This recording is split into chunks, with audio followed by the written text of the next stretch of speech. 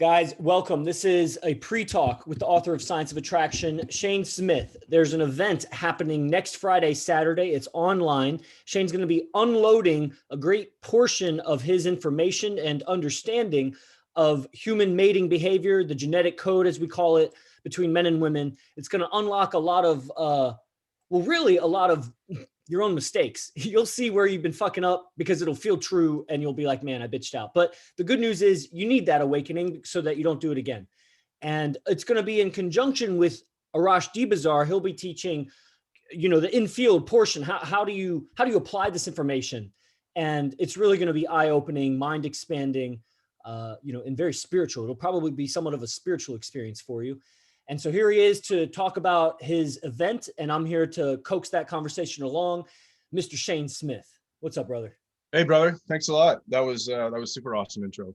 The whole idea of doing this event is sort of extraordinary for me too, because I don't do this much. I don't do podcasts much. I don't especially don't do events much. So to have the opportunity to actually do an event with the top guy on the planet with women and relationships and dating and understanding female nature and stuff like that is something that I'm definitely going to take advantage of. And like you said, it's something I'm just going to purge everything I understand as far as up until this. So I've been doing this for about 4.5 years now, I would say. And posting, when I say this, it's been posting, it's been statuses on Facebook and stuff like that. And then eventually a book that I compiled all that stuff together. So this event is going to be like some older stuff of what I know, maybe some review for some people, but then it's going to be some stuff that I've accumulated past that book up until now that I'm just going to unleash and just give a lot of information, a lot of data. And then it's great to have Arash there to give his perspective and his experience because of where he is on the top of the game too. So it's something that I never thought would actually happen, but here we are, man. I can't wait. Yeah, it's really exciting. And so some of this, and guys, be thinking about what you might want to ask Shane. When it comes to this beyond, what you had in the book, is this like subject content for book 2, or is this just some notes that you put down? And do you get your understandings? Where would you, a 2-part question. Where do you get your cutting edge understandings? Yeah, it's definitely past my book too, because the information in the book was probably the first few years of just unleashing on Facebook, just putting out understandings and sort of what I gained access to in this sort of mating code and matrix of relationships. So past that, I never stopped learning. I kept posting and stuff like that, and new understandings came about. So the book is information that was the first few years. So now it's been a few years after that since I've posted. So there's more understanding and there's more knowledge through experience and through research. Like I'm always researching, always, regardless of whether it's a book or online, or podcasts or whatever, or YouTube or whatever. I'm always researching. I'm obsessed with this stuff, and it hasn't stopped since day one. So yes, it's past my book as far as maybe an extension or like a part 2, maybe it could probably be a book. I could do another book easily. Yeah, but I was thinking of doing a product like something maybe online as far as like an information product where there might be some videos or stuff like that, or maybe another book. I don't really know, but I have enough, I think, where I could put something together where it's not the same as the first one. It's a little more in depth. Okay. But I would probably structure it different, obviously, just so it's not the same book. Tell me about that depth, the idea of it being more in depth. Like, what are we measuring here? Depth of what? Depth into the subject, but like, how do you know it's deeper? Like deeper, is it a deeper effect or deep? Like, what does that mean? Deep, Yeah, no, good question. Let me see here. Dimension, you could say. Yeah, it seemed that the let me see, the knowledge in the book was sort of like a foundation that I understood, that I gained access to once some pieces to the puzzle fell together, and there was that moment that I talk about in my book that everything sort of came together. But it was almost limited. It wasn't limited in the sense that I gained this new perspective, but it was limited in as far as the information went. I had a few pieces and I put that together, and then I wrote around that information. So past that, now I've been able to grab more pieces to the puzzle and put it together even more. As far as I would say that's in depth, like it's clear. A female nature is clearer than before, even though the book had that foundational understanding. Past that now, there's been more, I would say, access or understanding through more study and through experience with women, that the behavior and predictability is clear, I would say, if that makes sense. Isn't that interesting? Yeah. It's but it's almost like once you gain access to this, the universe keeps feeding you that information if you're willing to keep it up. And let me tell you, my perspective of the romantic side of this is, the more you see the human mating code, the more you can subtract that from what she's doing to find the real unique individual. What the remainder is, she's bringing something different off the pattern. You know, when you see something that all women do, but she does it differently, it's something about her, and it's something that can be appreciated. That's what I've noticed as I study your stuff. Actually, your stuff mostly makes me aware of how I'm too soft, how I went anti-survival, how I demonstrated weakness as a man. Like, and goddamn if it doesn't sting every time like a stingray in my belly and chest. It's just like, you're right. It was me. It was me. It was me. So. No, absolutely, man. That's good perspective. Yeah, right on. Okay, cool. Anybody in the audience, like, what would you have to add? Any perspective? Not a perspective, but like, what do you want from Mr. Smith? You know what I'm saying? Like, he could, like, okay, so if I had a question, let me give you an example. If I had a question, female related code, you know, and what you're talking about, how necessary is it for a man to make a certain income and be able to provide and take care of women or his woman financially, versus is that demonstrating survival value, like the raw survival energy that you need to trigger in her? Like, how related, and how it's an inevitability that you need that, or what's the perspective for the up and coming alpha male making his business? Yeah, I think income is one example of demonstrating protection and survival to the woman. It's not a necessity, because there's guys that aren't making money that are getting women left and right because they're demonstrating other things on that foundational mating code. But if you're a man who has a business and you're making income and you're bringing the bank in, then yes, that's obviously a demonstration on the genetic level that your value and survival is very high, because from nature's perspective, she obviously wants that sort of she wants that value where she's better in life, her position and her status raises, and income is one means to do that, where you can set up boundaries and you can set up a relationship, an environment where she's safe and protected from that income. So 100% income is one example of that survival value. Absolutely. Brother, I feel as if I'm uploading or downloading Arash Dibazar right now, because I'm seeing something about what you're talking about, and it's like coming from a vibe in you that I'm like, damn, dude, you're finding the words for an understanding that you have clear perspective on. That I'm really excited about this event, because you talking for 2, 3, 4 hours on this, I think you're going to find the grammar and syntax that's going to really unravel more your understanding. It's going to go deep in that way, you know? Yeah, absolutely. What is some of the new discoveries? You know, I know you give them in Lion's Den, but like, yeah, those are just like minutes, right? Like that's just a few minutes. And let me see here. Yeah, a lot of it's both ways. The behavior in men and myself, and how, you know, what's really helped is this beasting process. Now, I don't know, I'm sure everybody on here is part of that, the Lion's Den and the beasting and stuff like that, but that's helped too. What I've recognized is how pussified men actually are, and what that's demonstrating in the environment towards a woman, and then the woman's reaction towards that. So there's a lot in how men are behaving and how weak they're being, but they don't realize they're being that weak. And then the other side of it is there's a lot of new understanding in female strategy, I would say. There's this, I recognized a while back, a few months back, well, let's say a few months, there's the ruthlessness to nature that I knew it was there, but I guess I didn't want to admit it, as even though I wrote this book, but it's even more so now, at how unforgiving nature is. And it's through her as the vehicle that it comes through, and it implements that strategy. That was actually very uncomfortable for me too, even though I already understood this stuff, writing for a few years. So there's more in, I would say, in depth as we use that, as far as how unapologetic nature is and how it just doesn't care about our feelings and stuff like that. So there's more towards that and how it comes out in her nature. If that makes sense. So then what role do our feelings play in all of this? Is that just a different code? And then there's the genetic code, the nature's code, and then there's how I feel about it. Right. So yeah. So from the perspective of nature, I would say our emotions are just, it doesn't matter.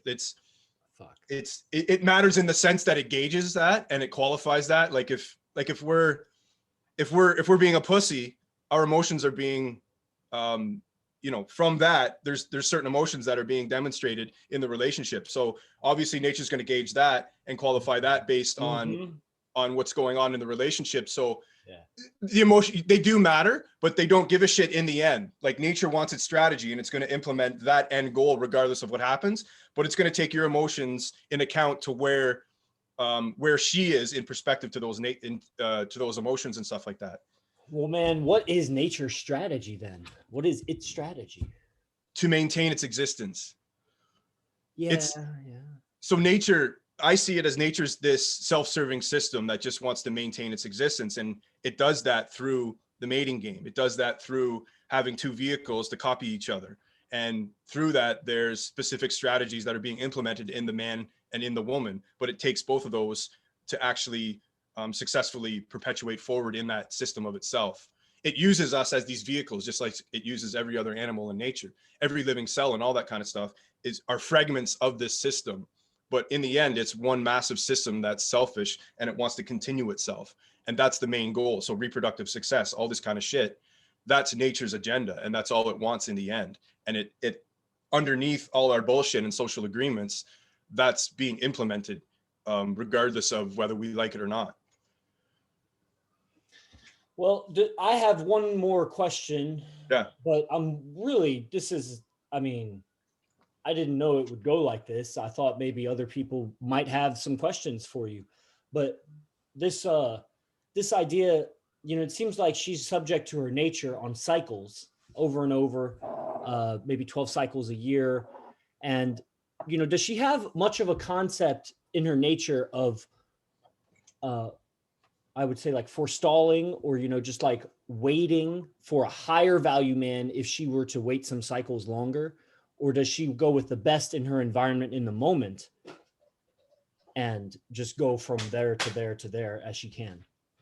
Yeah, I didn't really see it as a waiting game, but I saw it as because nature, there's a time clock on her, right? So if you look at it from that perspective, nature has limited resources through her. So each month there's that opportunity to, from her age too, if you take whatever age from 19 to whatever, 27 or 23 or whatever, there's that, what we could say the best years of her fertility phase or whatever. So there's an absolute time clock on nature and that was implemented in the female body. So yeah, I would say that it's now like in between that time, it's what she can get at the highest level as far as a man. So there's always, it wouldn't be a waiting game because the reproductive system is always engaging in that strategy every month. So it doesn't want to wait. It's nature's setting her up to be pregnant or fertilized every month. So every time it drops that egg or every time that cycle happens, it's looking for that,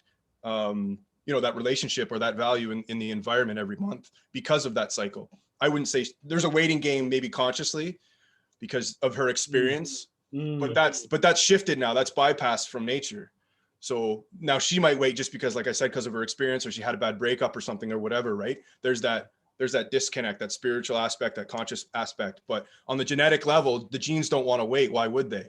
That doesn't make sense in nature because it wants to replicate itself immediately. I kind of rambled there, if that makes sense. No, I get it. It takes me to a place of like, is this what is this? It's just a game of awareness of your genetic behavior and then deciding if you want to align with it or override it. Cause I mean, to fuck indiscriminately as a man, obviously could cause some problems that would be anti-survival.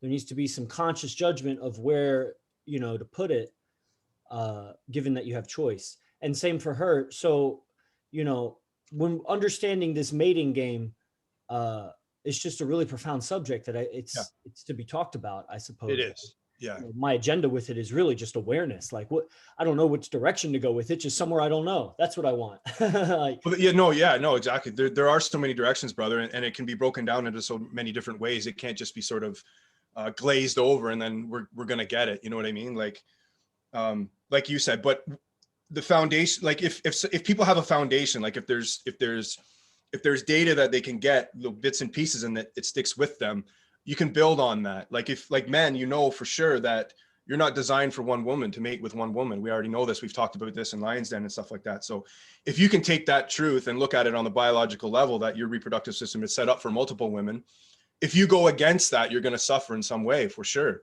because you're going against the natural code. You're going against that authority that's already dictated how you should mate. So if you're going to bypass that and go against it because of whatever your religion or your beliefs or the social code or whatever, you're breaking nature's code. So there's going to be a suffering in there somehow. And same with the woman, there's things there too. So I would say guys could start there, just with a basic understanding of how to put this all together and stuff, because it is complex, brother. Absolutely. It's a massive matrix, the mating code for sure. brother, what would go against her code that would cause her to suffer? Like, if we went one guy, or if we went with just one girl and there would be suffering, like what's her mistake? Well, there's a few, right? But I would say, let's see, what are some main ones here? I would say some main ones are many men at once. Like just as far as how I look at it, as far as the risk she takes when she sleeps with somebody. Well, I wouldn't say well, even her, yeah, even in today, but on the biological level, the risk the genes take when they mate with a man. I think if she's getting with all these guys all the time, that's another thing. That might be like a conscious thing or a self-esteem thing or an emotional thing. But on the genetic level, she's taking a risk, and that risk, the genes always take it to the death. So sex in nature means pregnancy. So pregnancy can lead to a lot of difficulties and all that kind of stuff. So if she's always going after different men all the time and she's not sticking with one, then that's going off code too, because of the risk she's taking, that the potential danger that's going to happen when she does mate with that guy, because the genes always take it to that level. We don't as a society, but the genes always take it there. So that would be off code on that level. I see. When you say genes take it to that level, what's that means? Like, take on the risk to the machine in the pursuit of genes? Yeah, like I would say, yeah. So the genes always factor in the risk involved, and they always take it to potential death. Like they don't want to die out, right? That specific sequence of genes don't want to die out. So the risk involved, there's always got to be that qualification on her level. So if she has all these guys coming and going and stuff like that, it's putting that body at risk at a higher level than it should be with just one guy.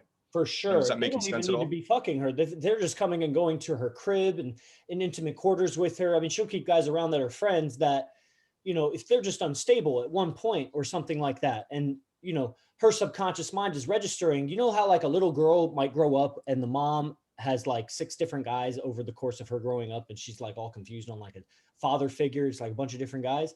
Yeah. So, the subconscious will get patterned. She'll be so used to the admiration of a bunch of guys that are seeking her approval because they really want her vagina.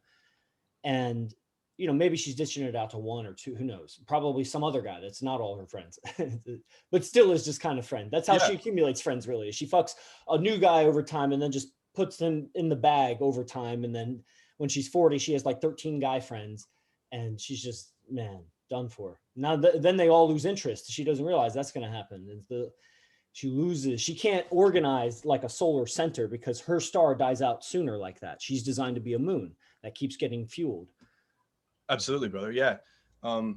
Even it's so far off that some people can't even grasp it because it's so ingrained. Even our social structures that we've agreed recently and just in the past, how many years, are off code. Because even just take a normal example of her, you have a tribe, you're with a woman and you have kids or whatever, you have a family, and she goes and works for another man and then comes back home. That's off code in nature. Why would she ever go to another tribe and let that man lead her and then come back to the one she's mated with and has kids with? Even that one example is so far off what people would recognize as being off code, but it's off code to go be with another man, and then that man provides her with survival means, money, income, or whatever, and then she comes back to the man she mated with. That's just fucked up. And bro, I'm realizing that every girl that gets with me, I'm that guy because she's part of some other tribe and she's getting with me. I'm the guy out of her tribe. Yeah. She's going and getting with, but then going back to her tribe. But it makes sense socially. Like, we agree on it, right? Okay, honey, see you. You're going to work. Have a good day. Okay, I'll see you when I get home. Yeah. Well, in nature, that would never happen. Why would you go to a different tribe? It doesn't even make sense. A stranger's tribe, and then come back and like, it's just fuck, dude. Well, it's really, you won over. What happened is you won over a female's sexuality without providing a life for her. That's right. That it's her own fault for giving it up without him providing a life for her. So there, she exchanged herself low because nobody taught her, hey, don't put it out like that on that level until you're assured something. Right. But wait, what that means, he'll run away. Well, good, honey. That's all you can get. Like, that's your level. You got to come up so you can get a man that's high value to stick around and want to do that. Exactly. Yeah, brother. Exactly. Art of charm, you know, it's what it is. But that's where on the genetic level, she's going to probably lose attraction for the guy she lives with, because she's going and she's getting means from the guy she's working with. He's providing the survival, not the other guy. So there's going to be an understanding or a notification on the biological level that no, the guy you're going to work for is actually providing you with safety and protection as a means for it. But you're coming home to a guy that isn't providing that. So in nature, it would make sense that she should align with the guy that's actually providing her with the real value, not the guy she's coming home to. So that's where you look at the stats. These women always sleep with their bosses, or they go behind the back and end up with that guy. Yeah, right on. Yeah. So, okay, we got a big audience here. I don't want to just take up all of Shane's time myself. From the men in the audience, any questions? What would I have another question? Yeah, no, it's all good, man. This was just, trying to see what's going on with the event and stuff. What's the structure? Do you have any idea of what you're going to like? What are you going to deliver? Or is it just going to, you freestyle it? Like do you have a starting location? Like, how are you going to riff on this subject next weekend? By the way, guys, if you want to come, it's, what is it? It's $497 to come online. It's 2 days with Shane and Arash. If you're coming to the Beast Camp online, if you attend the Beast Camp online this month, Beast Phase 2, it's 25% off of Shane's event. And if you're attending live this month, it's 50% off Shane's event. Okay. But it's $497 regular. So yeah, what do you have a syllabus at all, or where are you going with it? I wouldn't, I want it structured, definitely, brother. I don't want to just riff and kind of just, go sporadically. I would say I would start with like a foundation of what nature is and stuff like that, and then just kind of go from there, but then dive into aspects of female nature. Sort of structured, like however structured you can be in this. But I definitely want some sort of path I follow as far as it makes sense. You can connect the dots from when I first start to maybe till the end or whatever like that. I'm sure it will. Just get into aspects of relationships maybe, or even behaviors of men and what that does. Like just maybe put it in different categories or something. Yeah. Right on. Well, we have, I think Stephanos is asking, how would you balance the love soul connection you feel with a girl with the primal level of attraction game balance? So the love soul connection versus the lust or the primal level. Yeah. How do you balance love soul? Do you think, okay, what is a love soul connection to you? Do you distinguish that from like a primal animal, you could say, attraction? Do you see them as two separate things, or how do you view these things? I would separate that, like based on that question. There's the primal aspect on the biological level, and then there's the love soul, which is that sort of emotional connection. I feel if I like, I can think of, girls in the past and now and stuff like that. There's that effortless love connection or emotional connection that I feel after time has gone by, and it grows and grows the more I get with her and stuff like that. But I definitely separate it from the primal code, because if I go into a relationship or I pursue a woman or whatever, I never forget or I never neglect or understand that there's that mating code going on underneath that whole idea of love and soul and stuff. Because for me to define love and soul, I don't know, like that's just my interpretation, I guess. But I know for sure that there's this code happening. There's this authority dictating her attraction on the primal level when I get with her. So I'm always going to be aware of that and behaviors that trigger that, apart from this love soul stuff. But I'm aware that they both exist simultaneously too. There is the primal and there is this love. So that's amazing. So could you talk for a second about your occupation? My occupation. Yeah, man, because that's you're just stone cold fucking, you're beast, man. The way you talk, I'm looking at it and I just see that place that it comes from. It just reminds me, I remember the wrestling room, man. There were some beasts in there and it's just a particular kind of guy. Like, yeah. You know, so yeah, if you could enlighten our audience if they don't know. Oh, are you talking about like the corrections? Yeah, whatever. Yeah. So it's, I'm a correctional officer in Canada, one of a huge jail. Actually, it's a maximum security. It's one of the biggest jails, I believe, in Canada. I'm there about 3 or 4 days a week, straight nights. It's it's interesting, man. I didn't have any expectations going in. I just had sort of information, kind of it's like this, it's like that, but you have no idea until you step foot in there and stuff like that. But it's interesting, man. It's at least to say, it's, you learn a lot and you see a lot, but it's not like Hollywood. It's not how they portray it. It might be like that in the States. Canada's probably a little different with their policies and stuff, but it's been an experience, brother. I've taken a lot from it. You learn how to, you learn how to communicate better too, because when you're with inmates and stuff like that, some of these guys, some guys wouldn't know it, but some of these guys are high level genius, even though they're criminals and they've been caught or whatever. But some of these guys are wicked street smart. They know how to talk. They know how to manipulate. They know how to get what they want. Yeah. So you go in there and they can do circles around you as far as communication wise. I've seen it, but from studying Arash and stuff like that and beasting like that, it's weird because that's helped in the dialogue between inmates and stuff. It's really cool. It's actually helped my experience and my performance in the jail. Wow. Yeah. That's quite a testimony, actually. I hope Apprentice cuts that out, or we'll get that to somebody. When did that take place? Around like 30th minute, somewhere in there. Right on. And I should post this. I'll probably post this on the YouTube channel okay. Privately or unlisted, you know, so we can distribute it, but yeah, not freely out there, or maybe freely out there. I'm not sure. We'll see how it goes. Well, what would you want people to be most excited? What are you most excited about on this event? Yeah, good question, brother. I think just having the opportunity to, one, do it with Arash, do it with a guy that, you know, is my teacher and friend and somebody I admire more than anybody. So to be able to actually do an event with that guy who I wouldn't be here if it wasn't for him, for one. So there's that. But I think I'm really excited about just giving the information that I want to give, but to guys, whoever shows up, I'm assuming it would be people that are in the Lion's Den and in the brotherhood of what we do, that I don't have to hold back. I can just, not that I would anyways, but it's just, I'm excited that I can finally unleash everything I know as best I can, because I know they're there to understand it and not to criticize or anything like that. Yeah.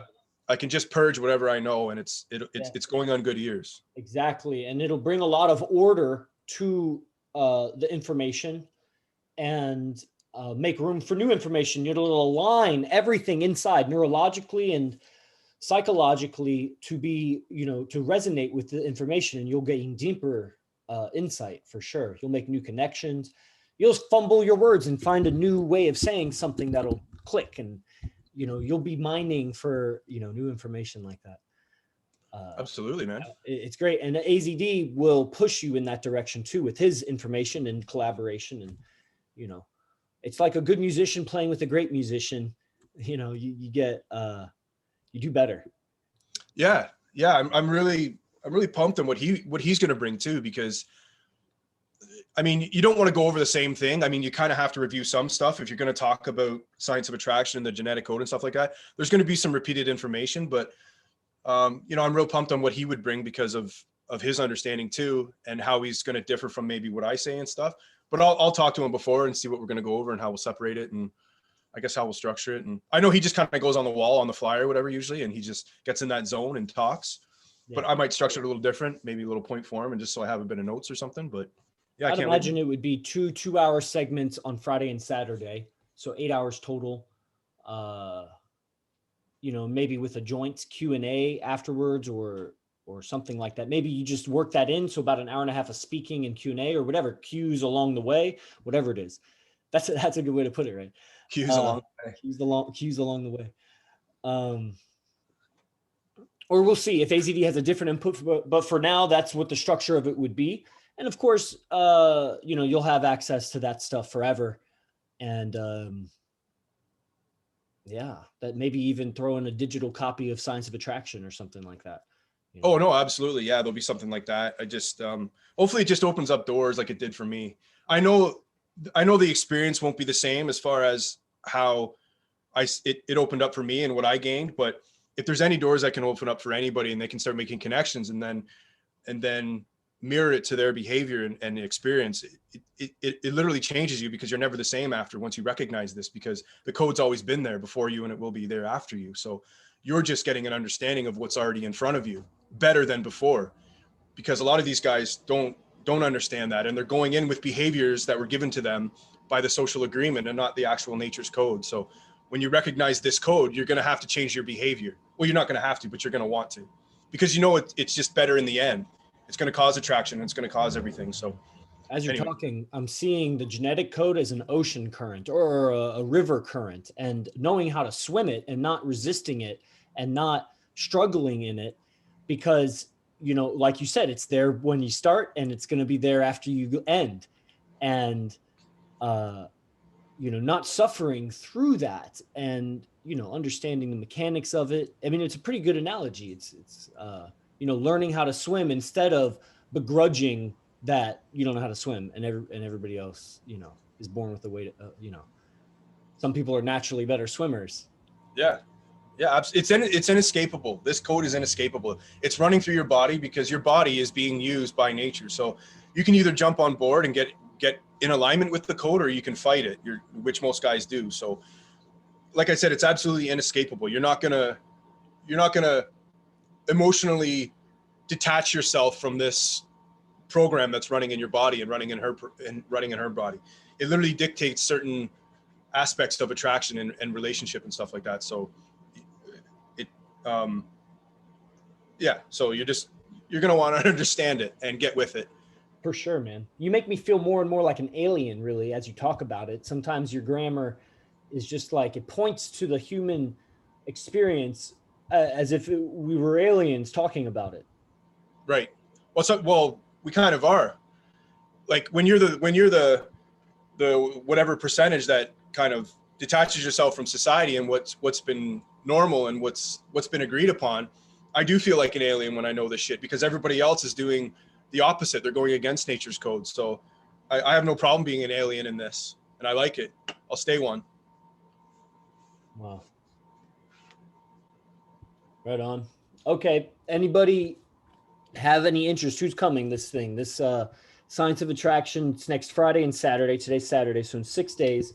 It's included as part of the Beast Camp. If you come to Beast Phase 2 online, it's 25% off of Science of Attraction.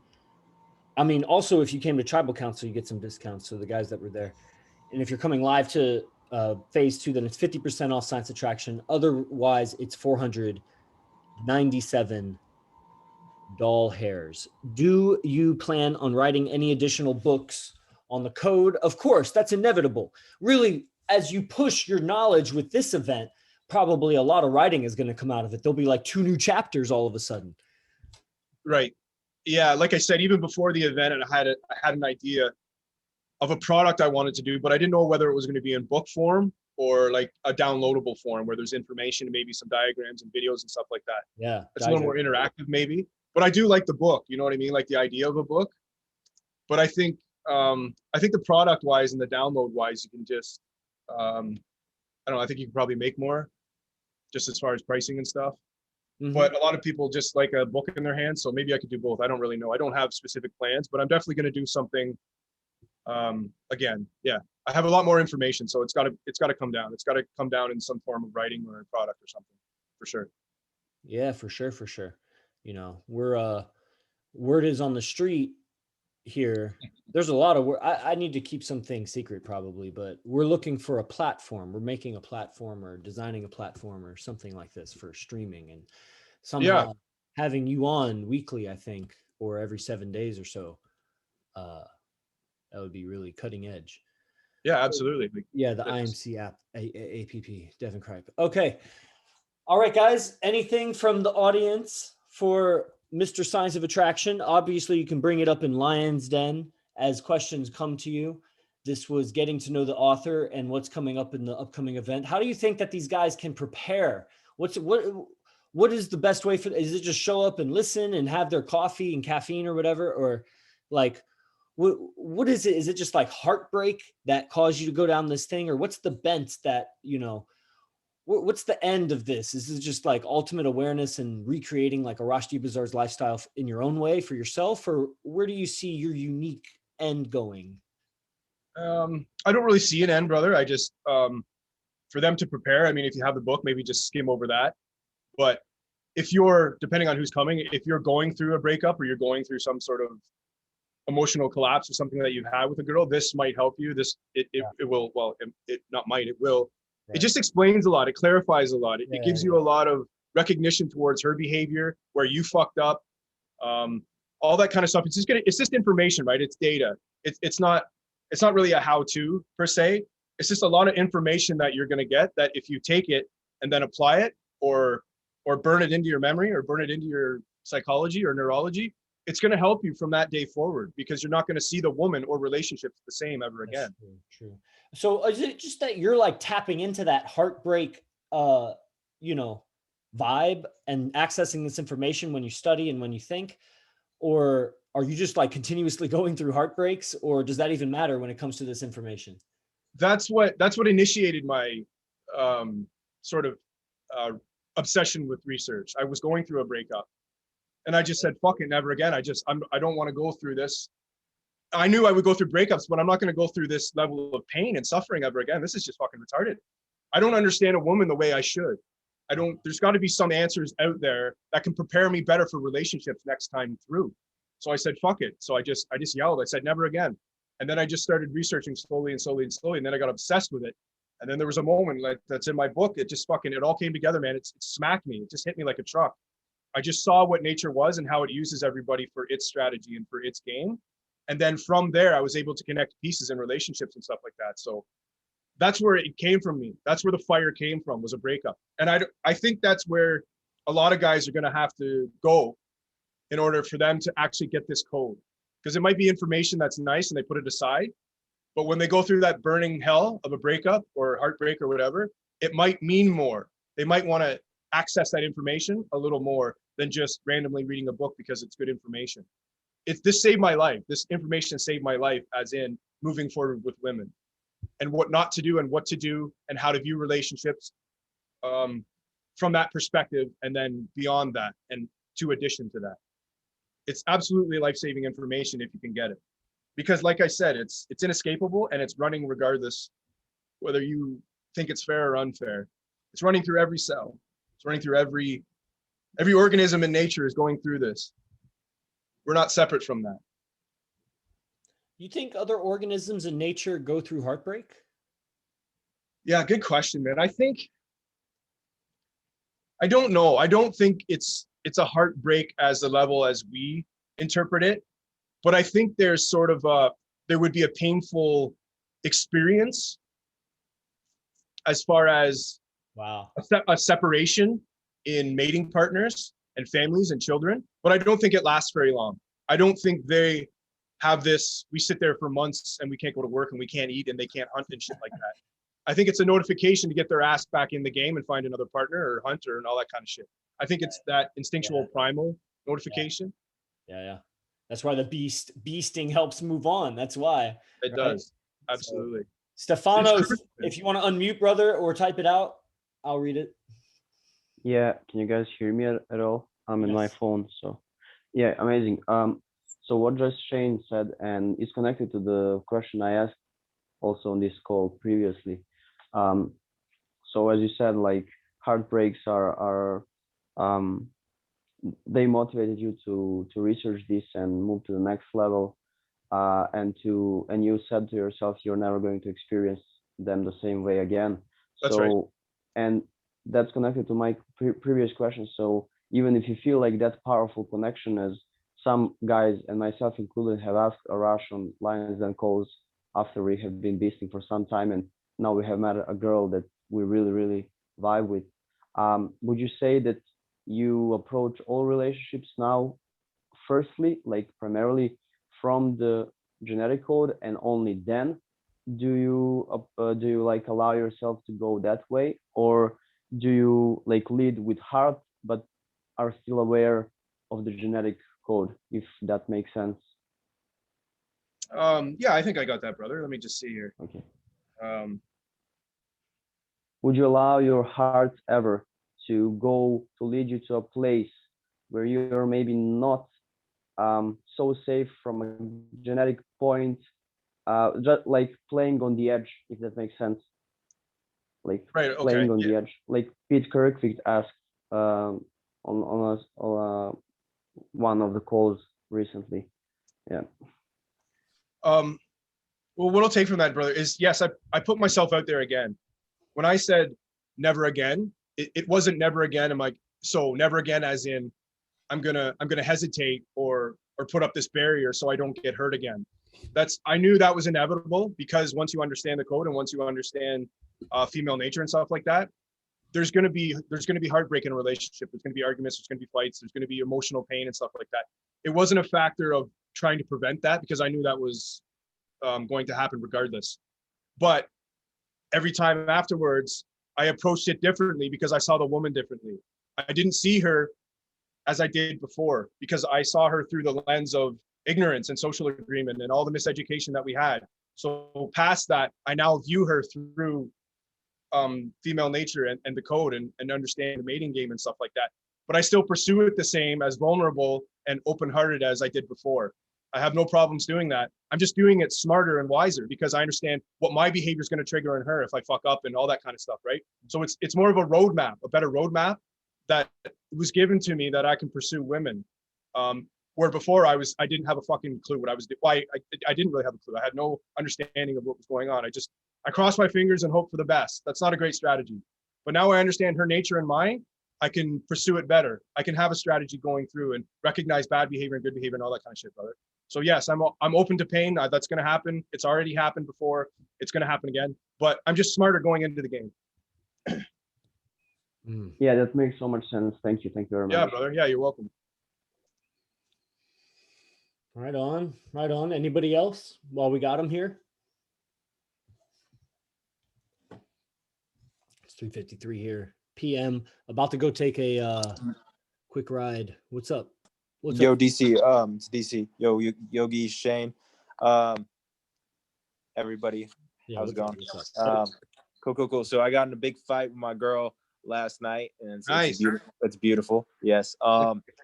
I fixed it, but I'm figuring out how to do it right on switching it between me going after other girls and switching that from like she right now is like, that's taken away from her survival value, right? She sees that she's not confident within herself within the relationship, that she thinks that me being attracted to other women she's not secure in the relationship. So it's causing a whole bunch of problems. Like yesterday we got in a big fight because she saw me look at another woman, which, I did, but I was trying not to, but It was a slight look, and she threw the biggest fit about it, and it's because she's so insecure about herself and the relationship. So I'm trying to figure out how to switch it where she doesn't see it that way or feel it that way, when I know she will. But I want to, like, how can I work to make that better? Yeah, well, she's in a position where you could replace her, because if you're pursuing other women, or you've already mentioned that in your relationship, that you're going to see other women based on, I don't know if you've explained to her, because that's your natural process. You're not going to go against that anymore. You were lied to your whole life, but now that you understand there's a natural process to your beingness of pursuing multiple women, because that's natural, opposed to just isolating yourself with one woman and cutting other women off. I don't know if you've explained that to her or not, or how she took that. But now, so she's fighting both, right? Because in her nature, that's an agreement that if you be with multiple women. If we look at Arash, right, he's doing it at the highest level, whatever. So he's proving that that's possible. and that he's right on code. So she's afraid that she's going to lose her position because you're looking at other women. So how you're going to sort of manage that is up to you, brother. I mean, I know, I think you've asked that on Lion's Den and stuff like that, and Rosh has given, obviously beautiful answers and stuff. But what I would do and what I've done is I have no problem explaining it to her if she keeps asking and stuff like that, keep bringing it up and being patient with her and stuff like that, because this is going to be new to her. She's not gonna understand this, or she's not gonna be with a guy that recognizes this whatsoever. She's used to, you stay with me, you don't look at other women, you don't pursue other women and stuff like that. So I would always manage that understanding and education and be patient with that.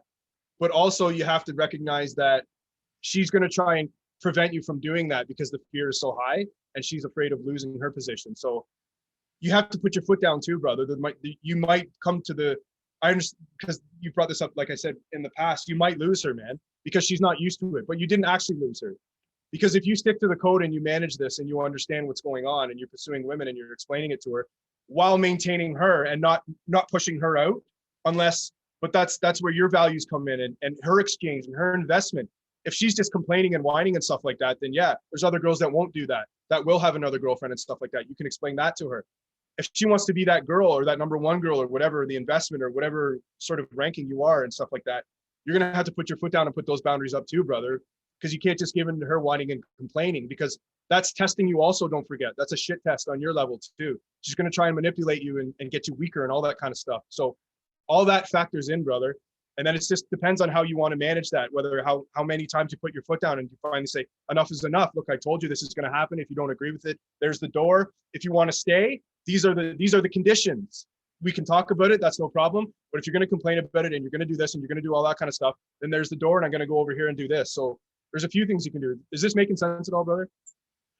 Yeah, for sure, brother. It definitely does. I already know what I got to do. Me, I'm in a position where it's really to the test when I have another girl, when it's really going to, because she's at the point where she says that's perfectly fine that you're going to be with other women, this and that. It's just the moment that you do get another woman, I'm going to leave. And then I'm all like, well, that's just some normal shit, right? It's always easier to handle this situation is you have to have other women when you get her, so that she's familiar with other women being around, and she already accepted that. Yeah, for sure. Like me, I'm at the position where like I don't want another girlfriend, and so like I'm just barely talking to other girls, keeping communication going. But I think relatively in the future, it will be more of a factor, because right now she is being like that, and I'm just telling her, hey, you can't call me a cheater, you can't call me a liar, because I'm not going to lie to you. Right now I'm not looking for other women. I wasn't looking for you either. It's just that if there ever is another woman, I will let you know about it, and then we can deal about it. We can deal with that then. I just want you to have the understanding that I'm going to be honest with you, and then men are attracted to other women, and me, I'm going to live my life regardless of anything. Absolutely. And that's where, if she doesn't comply to that, you might have to cut the string, brother. You know what I mean? Like, that's going to happen in your life. If you're dealing with multiple women, there's some that won't step up. You know what I mean? They just won't. So you're going to have to cut them loose. I know you might love her or whatever. She might be fantastic, but that's the shit test too, right? Yeah. Because if you put up with her bullshit, you lose value in her eyes, and then it's game over. Yeah, I think that's what's going to happen for sure. So this should be fun. Well, yeah. So that's a good way to look at it. Definitely get those other communication lines with other women closer. Get them closer. Get them closer. For sure. Yeah. I gotta. Yeah, for sure. Thank you guys. Appreciate it, Shane. Yeah, brother. Okay. Anything else, guys? Before I go meet Arash, we're meeting out. Let's go. Nice. What are you guys doing? Yeah. Well, we're probably going to go to Row, those Santana Row, Satan's Row down here. But they wear a lot of masks there, so we might go to this place, Prune Yard. If you guys ever come here for the camp, we'll take you to these places, because we got like 6-7 bicycles. He's got his one wheel. So if you come to stay residency, we can do stuff like that. The whole gang. Prune Yard has some eating venues or whatever, just reacclimate. It's phase 2, getting out there, revealing, calibrating the beast for the society. There's a lot of, there's a lot of people out there that are wanting to be free that don't yet really even know it. Yeah. They're just dying inside.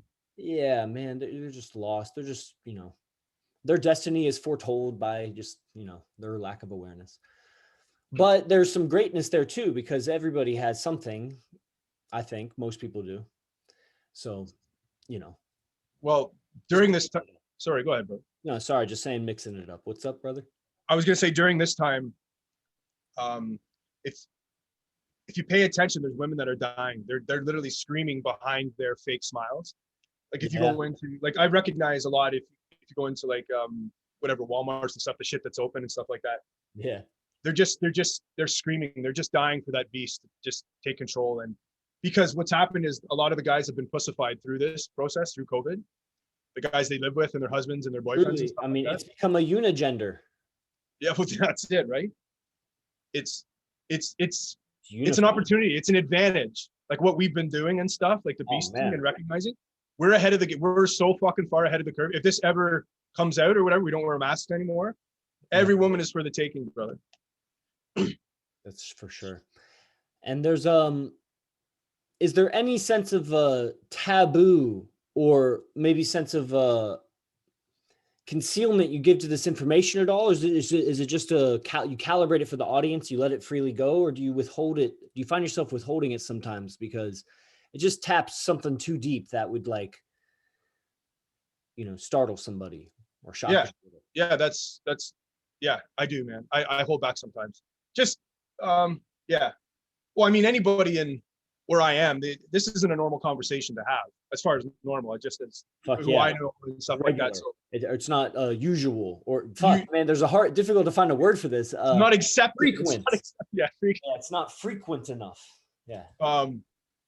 So yeah, there is that sort of holding back and stuff. So when we talk and stuff like this, when we do stuff like this in the event, it's like, oh yeah, I can finally just open the gates and let it all out. Yeah, man, open the faucet, man. And yeah, and I don't have to worry about if there's but absolutely. It's not holding back when I'm talking to you and stuff like that, where you kind of you don't have to, but it's more cautious outside of here. Right on. Well, I know plenty of women on Instagram and Facebook have been enjoying the conversation the information that you're giving them. So that's validating, right? And that's what it is, because we don't want to be a bunch of big towel fucking circle jerk, motherfuckers that are just like bitter. No, this is about swimming with the current. You know what I'm saying? Or navigating the waters. Put up your sails, see which way the wind is blowing, and get to where you want to go. Yeah, it's not about hating women or anything like that. It's about understanding them and then using that understanding to create better relationships and a better life. That's all it is. Yeah, man. Right on. Okay, so thank you all for attending. MGTOW's giving up, Stefano says. Yeah, they're surrendering, submitting, right? This is the real movement here. IMC Nation, all right? Os. Thanks, brother. Os. You're welcome.